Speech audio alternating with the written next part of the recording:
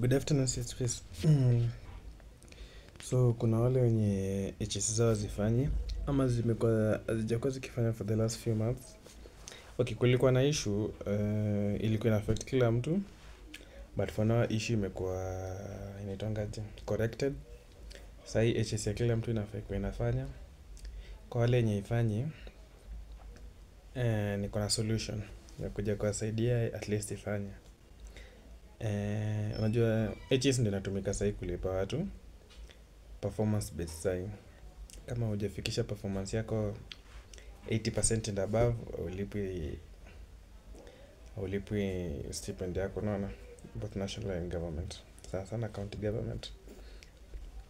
Na both national and county government, sorry. Sana county government ndio zina consider sana. So hakuna haja watu wa miss stipend na pesa ili come for CHP. So hakuna haja CHP ya miss pesa. Juu hajafanya self assessment, hajafanya house visitation, hajafanya vitu mingi, unaona, hajasync, hajafanya nini data yake. So kwa wale wenye HS zao hazifanyi, ama kama unajua mtu mwenye HS yake haifanyi, hii ndio process unafaa umpatie. Hii nataka kupatia sign. But before we continue, make sure you subscribe to the channel. Hii ndio channel ya CHP zenye tuna making updates hapa karibu kila siku ya vitu zina develop kuhusu CHP. So make sure you subscribe, like the video, alafu una share kwa group zenye unajua zitasaidia CHP. Jukula CHPs wengi sana hapa nje HS zao hazifanyi.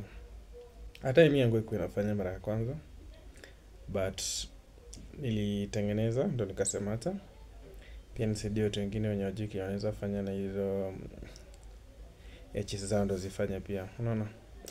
So kama uko na HS tunatumia sasa ni kuna, ukienda kwa Play Store kuna HS mbili, kuna HS ya training na kuna hii HS ya kawaida 2.0. So kenye utafanya unaenda kwa, kama HS yako haifanyi na uko nayo already kwa simu, kitu ya kwanza fanya aje uninstall hiyo HS.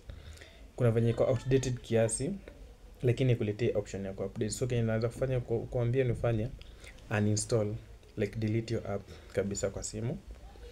Ukisha delete your app, enda kwa Play Store, search jina HS. Ukisha search jina HS HS itatokea, kuna hiyo HS 2.0 alafu kuna hii HS itakuja, ziko mbili, HS training.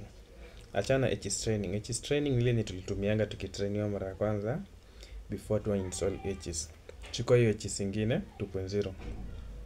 Ukisha install hiyo HS 2.0 uifungue, itakuletea option ya kuweka username na password. So username ni ile yenye ulipatiwa na cha wako. Password utumie yenye ulipatiwa na cha wako, unaona. In case hauna, make communications na cha wako, atakutumia ingine immediately ama after one day. Akisha kutumia hiyo ndio unaweka, ama kama uko nayo kuna nyoli kutumianga kitambo na kwanga tunazo umejiandika mahali ama umesave kwa simu. So unatumia hiyo HS username na password umepatiwa, una key in. Ukisha key in utaona imeanza kuload, inasema preparing data, collecting what nini. Ipatie time, usiharakishe, unaona.